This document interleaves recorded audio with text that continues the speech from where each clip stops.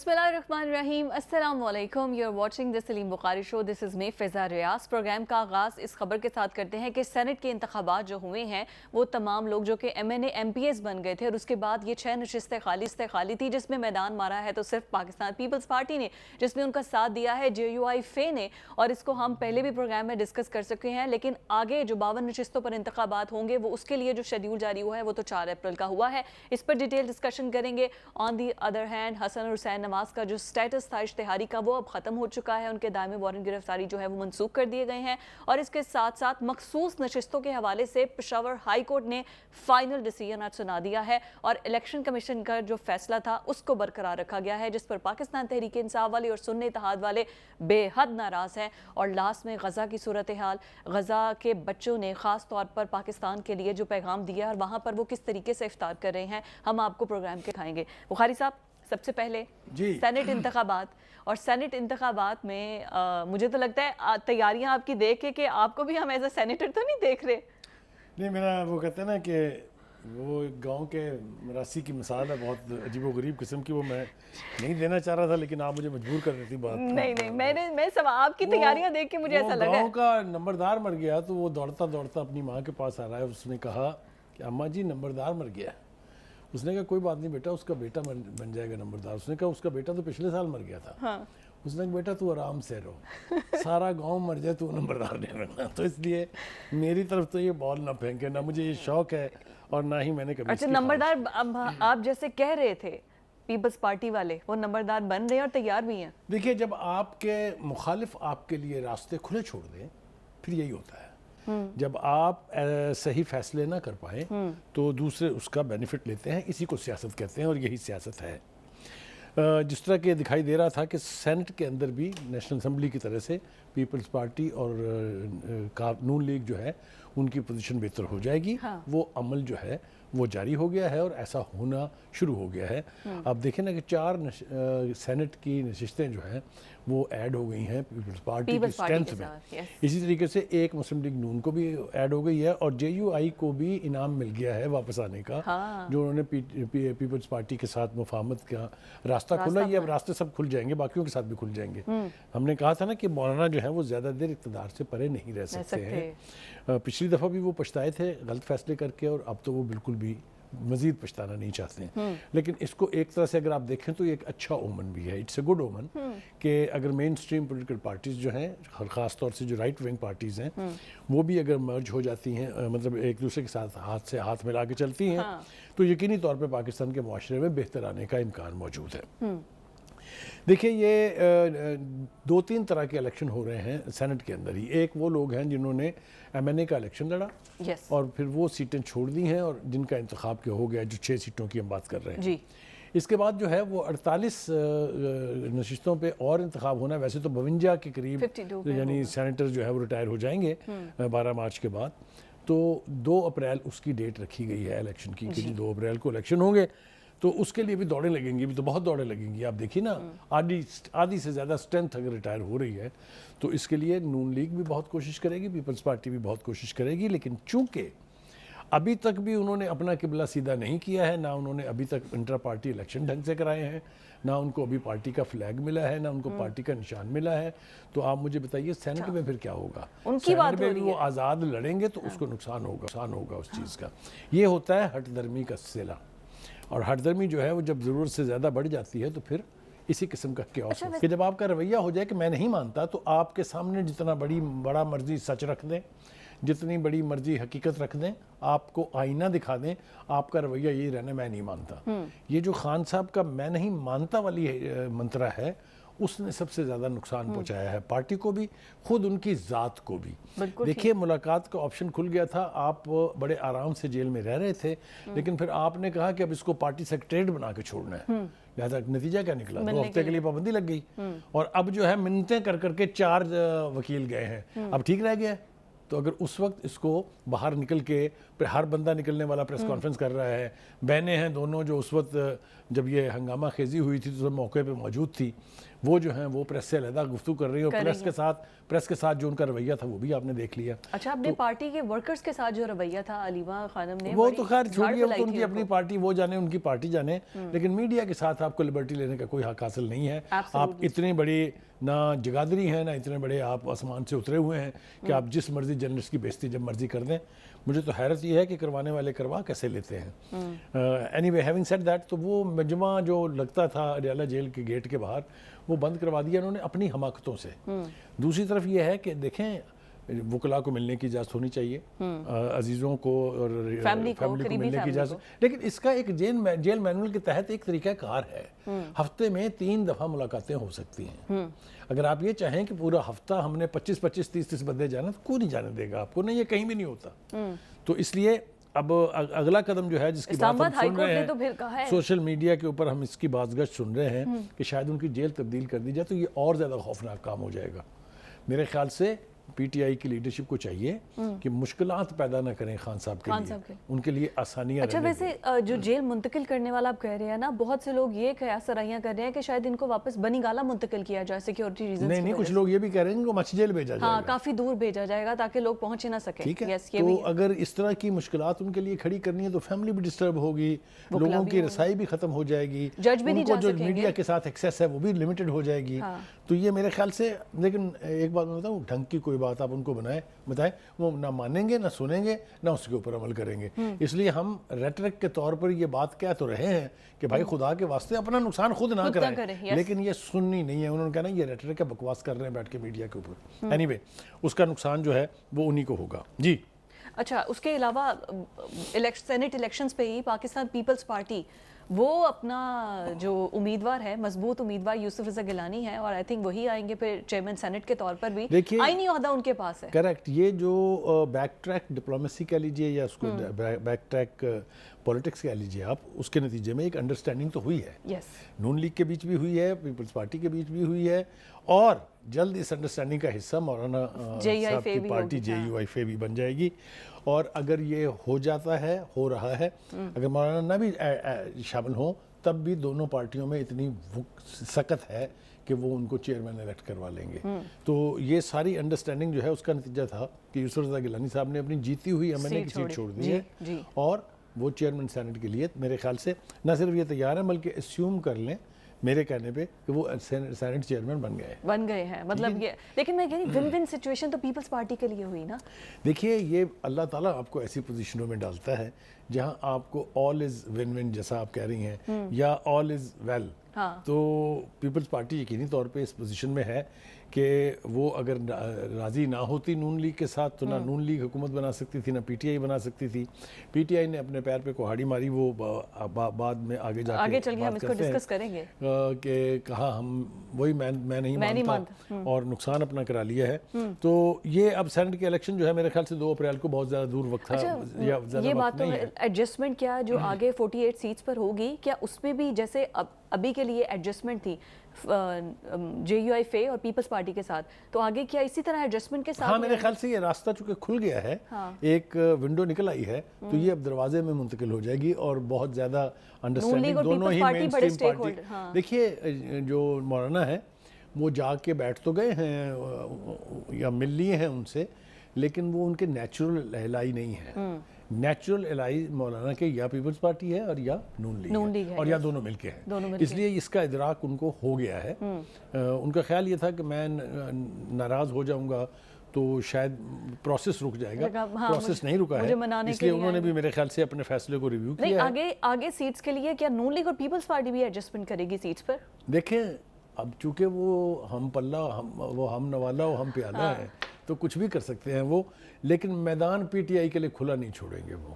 یہ بات طے ہے، اور اس کا سارا کریڈٹ جو ہے وہ پی ٹی آئی کو خود جاتا ہے اپنے فیصلوں کی وجہ سے، اور ان کے فیصلوں کی وجہ سے. اس کی تفصیل سے بات کریں گے. میرے خیال سے بریک پر جانے سے پہلے اگر حسن نواز اور حسین نواز کی بات ہو جائے ان کے جو وارنٹ گرفتاری، بالکل اب وہ اشتہاری والا سٹیٹس نہیں ہے. اور مجھے یہ سن کے حیرانگی یہ ہوئی کہ یہ دونوں برٹش نیشنل نہیں ہیں. انہوں نے کہا کہ ہمارے پاس شہریت صرف پاکستانی ہے اور ہم پاکستانی شہری ہیں. دیکھیے 2-3 طرح کے سٹیٹس ہوتے ہیں وہاں پر. اگر آپ پولیٹیکل اسائلم لیتے ہیں تو وہ آپ کے پاسپورٹ رکھ لیتے ہیں، آپ کو ایک پرمٹ سا جاری کر دیتے ہیں، اور آپ پھر انتظار کرتے ہیں جب تک ہوم ڈپارٹمنٹ آپ کا کیس فائنل نہیں کر دیتے.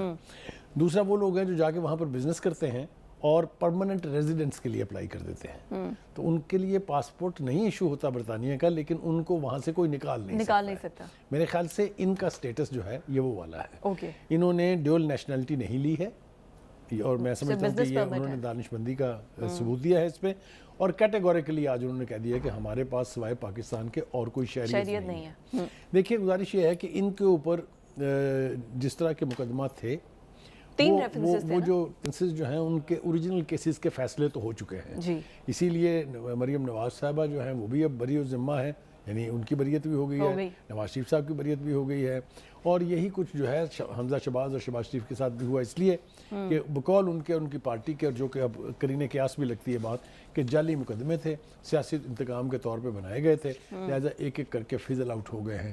تو ہمیں توقع یہ ہے کہ یہ دونوں بھی جو ہیں یہ اسی طریقے سے ان کو بریت مل جائے گی، کیونکہ بنیادی کیس وہ ختم ہو چکا ہے۔ لیکن مجھے اس بات کی خوشی ہے کہ بجائے اس کے کہ ان کو کلین چٹ دے دی جاتی، انہوں نے اپنے آپ کو عدالت میں سرنڈر کیا ہے، اور عدالت ہی سے ان کو بریت بھی ملے گی، اور ان کے اوپر جو ملبہ ڈالا گیا ہے اس سے نجات ملے گی۔ ویسے یہ بھی ان کی سمارٹ موو تھی کہ جس ٹائم پہ یہ سب کیسز چل رہے تھے، نواز شریف اور مریم کے علاوہ اور کوئی واپس آیا بھی نہیں تھا، جس کو ان کی نظر میں تو سمارٹ موو ہے، لیکن پی ٹی آئی والے اس کو بڑا اچھالتے تھے کہ ان کو واپس آنا چاہیے، اور اب وہ واپس آئے ہیں تو کیسز بھی ختم ہو گئے ہیں۔ ہاں نہیں، وہ دیکھیں یہ کچھ چیزیں ایسی ہوتی ہیں جن کی آؤٹ کم آپ کو دکھائی دے رہی ہوتی ہے، نیچرل ہوتی ہے، کہ جب مین کیس ہی ختم ہو گیا ہے تو اس کے اندر باقی جو لوگ انوالو تھے ان کی بریت جو ہے ختم ہو جاتی ہے۔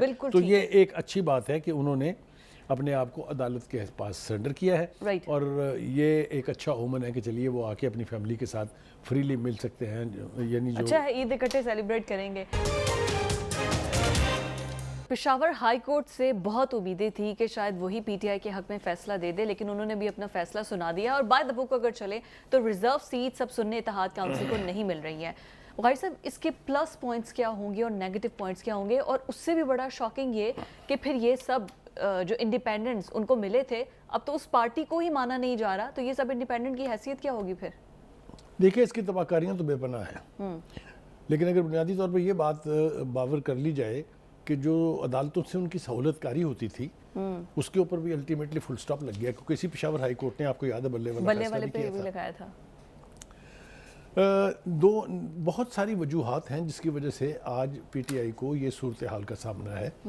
میں ان سیٹوں کے اوپر کیسے گوائیں کیسے ملی کیسے نہیں ملی ہیں اس کے اوپر تو بعد میں آتا ہوں، میں وہ وجوہات بیان کرنا چاہتا ہوں جس کی وجہ سے ان کو آج اس عذاب قسم کی کیفیت کا سامنا ہے۔ ٹھیک، پہلی غلطی آپ نے کی کہ آپ نے ایک خط لکھوایا آئی ایم ایف کو۔ ہاں جی، آپ مجھے بتائیے پاکستان کی 75 سال کی سیاست میں بدترین سے بدترین دور ہم نے دیکھے ہیں، فوجی حکومتیں ہم نے دیکھی ہیں، فوجی حکومتوں کے خلاف ہم نے باقاعدہ موومنٹس چلتی دیکھی ہیں، کبھی کسی نے ایسا نہیں کیا۔ پھر آپ اس سے باز نہیں آئے، پھر آپ نے دوسرا خط لکھ مارا کانگریس کو کہ جناب آئیے ذرا مداخلت کیجیے، یہاں پر آ کے ہماری جو دھاندلی ہوئی ہے اس کو آپ انکوائری کرائیے۔ تیسری بات آپ نے کی کہ جی جو چیف الیکشن کمشنر تھا اس کے خلاف آپ نے عدم اعتماد کر دیا، اپوائنٹ بھی خود ہی کیا تھا، خود نام تجویز کیا تھا، پھر اس کے خلاف عدم اعتماد کر دیا، اس سے پہلے کہ الیکشن ہو، ٹھیک ہو گیا جی۔ اس کے بعد آپ نے انٹرا پارٹی الیکشن کو 3 موقع آپ کو ملے، ایک وجود الدین احمد کی زیر نگرانی، دوسرا حامد خان صاحب کی زیر نگرانی، تیسرا پھر ابھی حال ہی میں، تینوں دفعہ آپ نے اس کو مذاق بنایا، تماشا بنایا، ڈرامہ لگایا، لہٰذا نتیجے کے طور پہ آپ کے پاس سے الیکشنز تو ہو گئے، اب اس کو چیلنج بھی کر دیا۔ ہاں ذرا میں آگے چلتا جاؤں، پہلے آپ نے بلہ چھنوا لیا اپنا، پھر آپ نے جھنڈا بھی گوا لیا اپنا، اب آپ آزاد حیثیت سے الیکشن لڑ کے آپ نے پھر اپنی ایسی تیسی کروائی ہے پارٹی کی، ٹھیک ہے جی۔ سنی اتحاد میں شامل ہو کے آپ نے ایک اور بڑی غلطی کی، اس لیے کہ آپ کو اور آپ کے جو ایڈوائزرز ہیں، خاص طور سے جو قانون دان ہیں، انہوں نے آپ کو یہ بھی نہیں بتایا کہ یہ وہ پارٹی ہے جس کی رجسٹریشن ہی نہیں ہے، کیونکہ اس نے کوئی سیٹ نہیں جیتی، اس نے الیکشن نہیں لڑا، اس نے لکھ کے دیا ہوا ہے کہ ہمیں خصوصی نشستیں نہیں چاہیے، ٹھیک ہو گیا جی۔ اچھا جی آگے چلیں جناب، پھر آپ نے اس طرح سے اپنی خصوصی نشستیں گوا کے بھی اپنے آپ کو نقصان پہنچایا، پھر آپ نے احتجاج کا راستہ اپنایا، جہاں سے فیصلہ اپنی مرضی کا نہیں آ رہا تھا وہاں احتجاج کرنا ہے، چاہے وہ نیشنل اسمبلی ہے، چاہے وہ سینٹ ہے، چاہے وہ الیکشن کمیشن ہے، چاہے وہ عدالتیں ہیں۔ اس کے بعد آئیے جی بڑی جو 2 جماعتیں ہیں جو مین سٹریم پارٹیز ہیں، مسلم لیگ اور پیپلز پارٹی، ان سے آپ نے کہا ہماری کٹی ہے، ہم تو بات ہی نہیں کریں گے، جو مرضی کر لیں آپ۔ اور اب اسد کیسر صاحب وہ ایک اور درفنتنی چھوڑ رہے ہیں, ہم مزاحمت کریں گے. بھائی آپ پہلے 2014 سے لے کے اب تک کیا کر رہے تھے؟ یہی تو کیا آپ نے, اسی کا تو کیا آپ بھگت رہے ہیں. تو یہ جو آپ کو آج صورتحال کا سامنا ہے, اس کے بارے میں ایک ہی بات کہی جا سکتی ہے, وہ کسی شاعر نے خوب کہا ہے کہ خود آپ اپنے دام میں صیاد آ گیا. یہ ساری حرکتیں آپ نے کسی دوسرے کے کہنے پر نہیں کی, اپنے فیصلوں کے ذریعے کی ہیں, اپنی ہٹ درمی کی وجہ سے کی ہیں, اپنے میں نہ مانوں کے رویے کی وجہ سے کی ہیں. تو اس کو بہت سا کچھ پنجابی میں تو مختلف طریقے سے کہتے ہیں, ہم صرف یہ کہہ سکتے ہیں کہ لو جی پارلیمانی زبان استعمال ہونے نو سنبھالو. ایک بات یہ ہوگی جناب, یس آگے آ جائیے جناب. لیکن میں یہی اسی طرف ہی, جو آپ نے یہ پورا سینیریو ایک تصویر کھینچ دی, یہ خاکہ کھینچ دیا, اب اسی سب کو وہ اپنے فائدے میں یا اپنے حق میں اس طرح سے لے کر آتے ہیں کہ سنی اتحاد یا ایسی تنظیموں کے, ایسی جماعتوں کے علاوہ اور کوئی جماعت اس قابل نہیں ہے جس کے ساتھ اتحاد کیا جا سکے. اب یہ چیلنج کیا جا رہا ہے کہ جو انڈیپینڈنٹ ان کو ملے تھے وہ بھی اس میں شامل نہیں ہو سکتے ہیں. اکبر ایس بابر نے اسی بات پہ تو چیلنج کیا ہے, تو پھر انڈیپینڈنٹ کی حیثیت کیا ہے؟ دیکھیے گزارش یہ ہے, ایک تو اب آئندہ جو بھی الیکشن آپ لڑیں گے, چاہے وہ نیشنل اسمبلی کے اندر ہو, چاہے وہ سینٹ کے اندر ہو, چاہے وہ پروونشل اسمبلیز میں ہو, آپ کی حیثیت آزاد امیدوار کی سی ہے. آپ نے اپنے اوپر سے پارٹی کا فیتہ, جھنڈا, نشان خود اٹھا کے چوک میں پھینک دیا ہے. کوئی دوسرے کو آپ بلیم نہیں کر سکتے. پہلے آپ کا خیال یہ تھا کہ آپ جس بھی عدالت میں جائیں گے وہاں سے آپ کو اپنی مرضی کا فیصلہ مل جائے گا. یہ جو سیٹوں کا معاملہ لے کے پشاور ہائی کورٹ گئے تھے, ان کا یہی خیال تھا کہ یہاں سے سیٹیں انہیں واپس مل جائیں گی. ابھی بھی وہ راضی نہیں ہے, ابھی وہ کہہ رہے ہیں ہم معاملہ سپریم کورٹ کے پاس لے کے جائیں گے. آپ مجھے بتائیے کہ جب الیکشن کمشنر, جو کہ مجاز اتھارٹی ہے, جب 5 رکنی بینچ پشاور ہائی کورٹ کا یہ کہہ دے کہ یہ نہ آپ کا حق ہے, نہ آپ کو یہ ملنی چاہیے, نہ آپ کو یہ ملیں گی, تو اپیل کر کے دیکھ لیں اس میں کیا نکلے گا. ایکسپیکٹڈ تو یہی تھا نا پشاور ہائی کورٹ سے ریلیف مل جائے گا. اس دکھ تو یہ ہے کہ اس وہاں سے بھی نہیں ملا جہاں سے ان کی گورنمنٹ. دیکھیے گزارش یہ ہے کہ آبجیکٹیولی ہم یہ کہہ سکتے ہیں کہ پی ٹی آئی کو نقصان ہو رہا ہے اس کے اس آپشن کا کہ وہ جو کولیجن کورس ہے اس سے نتائج حاصل کریں گے.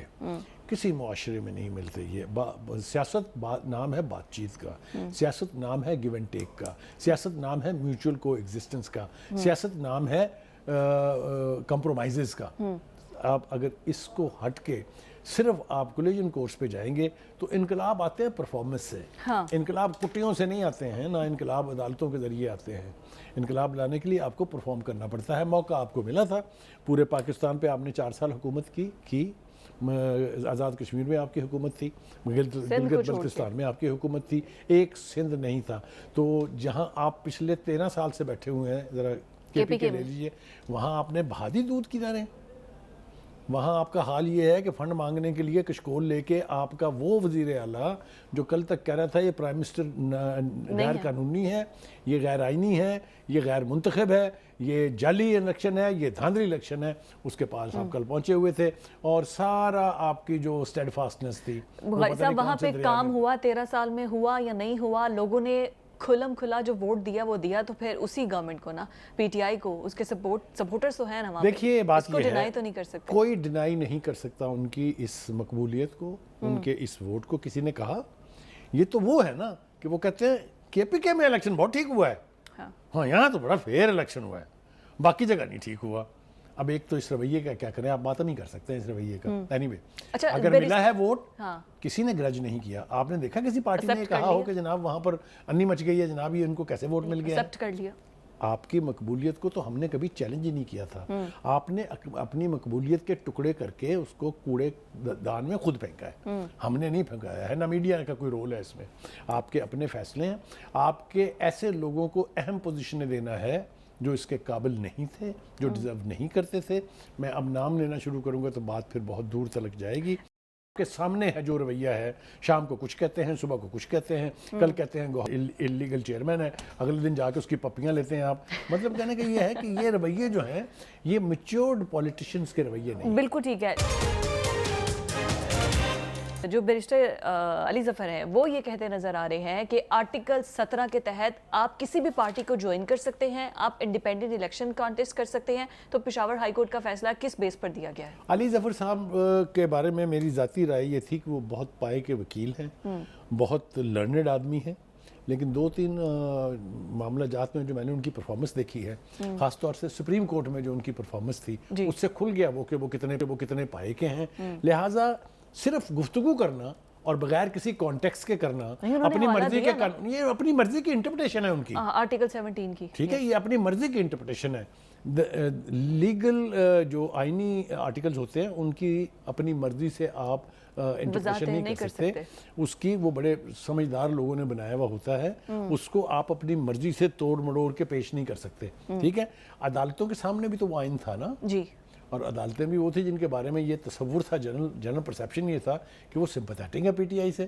اگر ان کو کوئی جواز نہیں ملا ہے تو علی ظفر صاحب کے آرگومنٹ کے بارے میں یہی کہہ سکتا ہوں کہ علی ظفر صاحب آپ خود ہی ذرا دوبارہ سے ریویو کر لیجئے اپنے آرگومنٹ کو. اور یہ بھی کلیئر کر دیں ہمارے ناظرین کو کہ اب اس فیصلے کے تحت سینٹ میں جو آگے انتخابات ہوں گے، پی ٹی آئی والے ویسے تو نہ جھنڈا ہے اب نہ پی ٹی آئی تو آپ بار بار کہہ کہ ان کے ساتھ زیادتی کر رہی ہیں، اس لیے کہ وہ خود جب پی ٹی آئی تھے تو انہوں نے کہا نہیں ہمیں سنی اتحاد کہیں.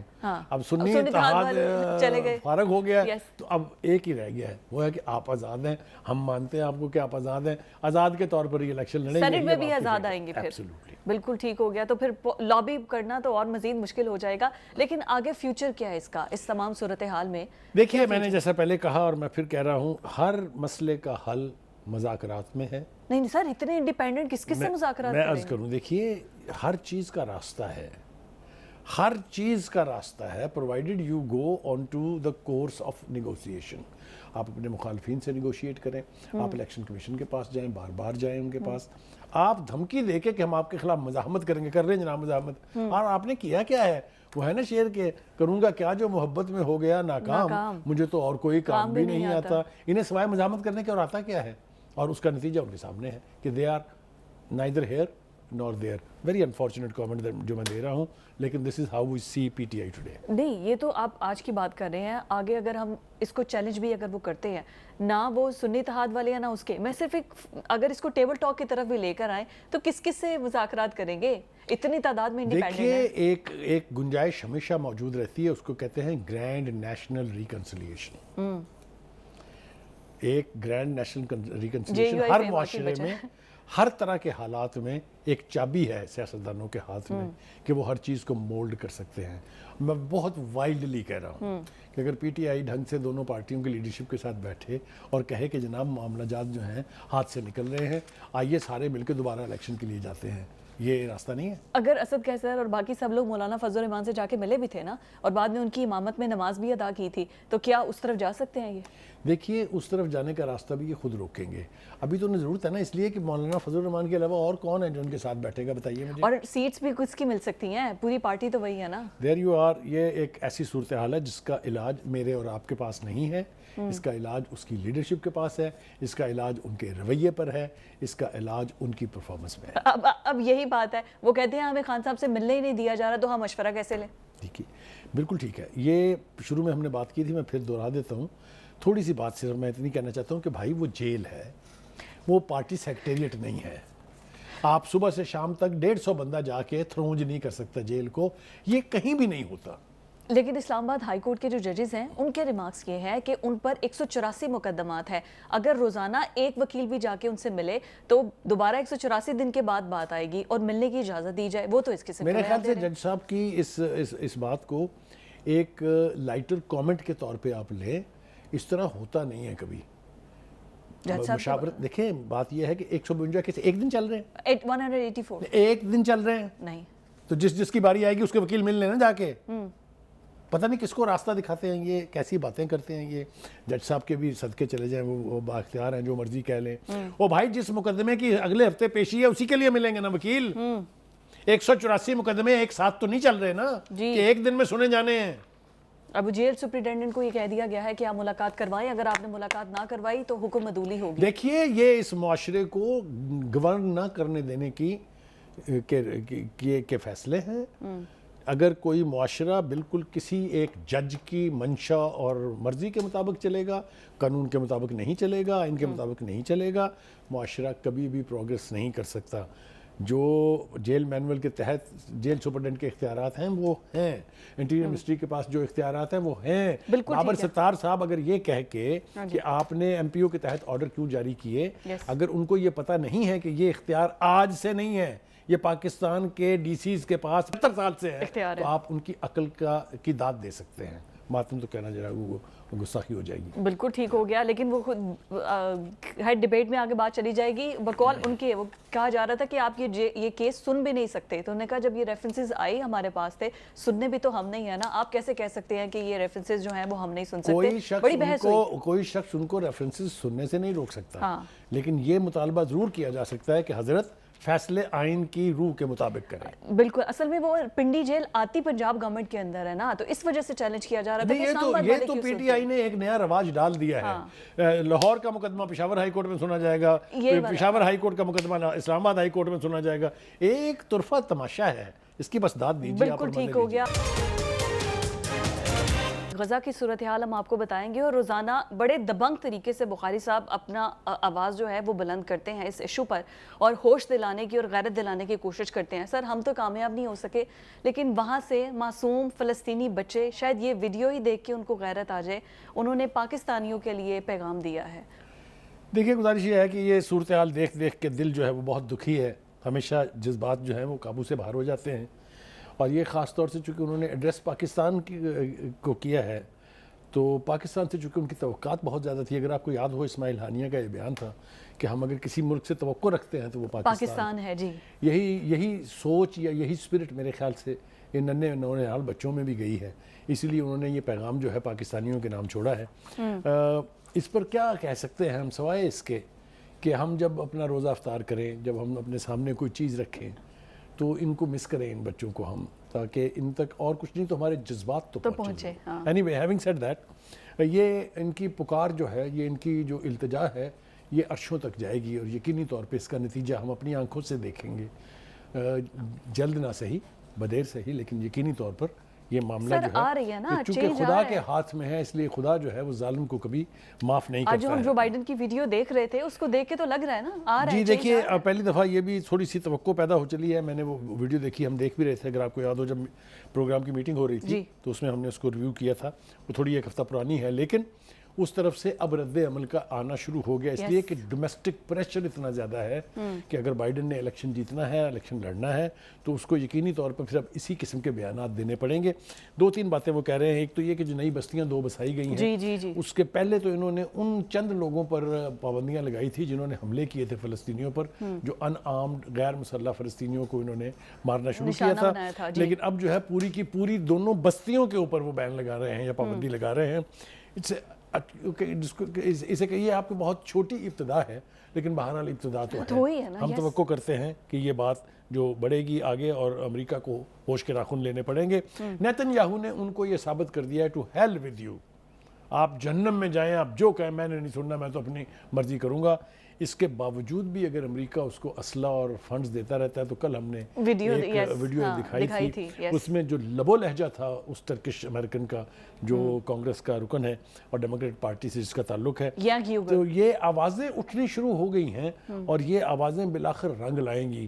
نیتن یاہو نے ساری زندگی تو نہیں جینا نا، اس کا انجام جو ہے وہ امید کرتے ہیں، اللہ تعالیٰ سے دعا کرتے ہیں کہ جلد اس کو اپنے اس سارے جبر کی، اس سارے تشدد، اس ساری انسانیت سوز جرائم جو ہیں، اس کی سزا ملنی چاہیے۔ اس کو سزا اس کو بھی ملے گی، پوری قوم کو بھی ملے گی، اور اسرائیل کو ایز اے کنٹری بھی ملے گی۔ یہ مسلمانوں کی بے حسی کی وجہ سے اسرائیل آج اتنا پھل پھول گیا ہے۔ یہ چھوٹی سی پٹی تھی، غزہ سے بھی چھوٹی تھی، جس طریقے سے انہوں نے پھر وہاں طاقت کے ذریعے، یعنی جو یورپی اور امریکن جو ممالک ہیں ان کی مدد سے زمینیں خرید کے جس طریقے سے اپنے آپ کو سویل کیا ہے، اور ابھی بھی وہی کر رہے ہیں نا، جب وہاں کی قوم جاگ جائے گی تو یہ سب کچھ جو ہے یہ واپس کرنا پڑے گا۔ آپ داد دیجئے ان حماس کے لوگوں کی جو اتنے عرصے سے جانوں کے نذرانے تو پیش کر رہے ہیں، لیکن ایک رتی بھر خم نہیں ہے ان میں۔ اور کل جو رپورٹ ہم نے امریکن انٹیلیجنس کی بتائی تھی، اس میں آپ نے دیکھا تھا کہ وہ یہ کہہ رہے ہیں کہ ایک طویل عرصے تک हमास की मिथ जो है या हमास की कुव्वत जो है उसका कुछ नहीं बिगाड़ सकता इतनी सुपर इसराइल। पावर को अगर वो मजबूर हैं कि अभी तक फतह याब नहीं कर सके, तो फिर हमास को क्रेडिट तो जाता है। और दूसरा जो ईरान और बाकी ऐसे तमाम लोग जो थे वो बड़े साथ दे रहे थे। देखिए इंडिकेशन शुरू हो गए हैं। हौसियों ने जो जहाज़ों के ऊपर हमले कर करके जो हाल किया है, अमेरिका इतना मजबूर हो गया कि ईरान के साथ बातचीत का आगाज उसने कर दिया जी है। बिल्कुल। ये अब ये रिपोर्ट जो है ये हमारे सामने पड़ी हुई है, इसको हम देख रहे हैं। प्रोग्राम को भी और उन्होंने फाइनेंशियल एतराज़ टाइम्स ने उठाया। भी कहा कि ये इनडायरेक्ट गुफ्तगू थी, लेकिन द फैक्ट रिमेन्स कि हौसी इतने से हैं तादाद में, इतना छोटा सा मुल्क है, उसने नाक में दम किया हुआ है वर्ल्ड पावर्स की।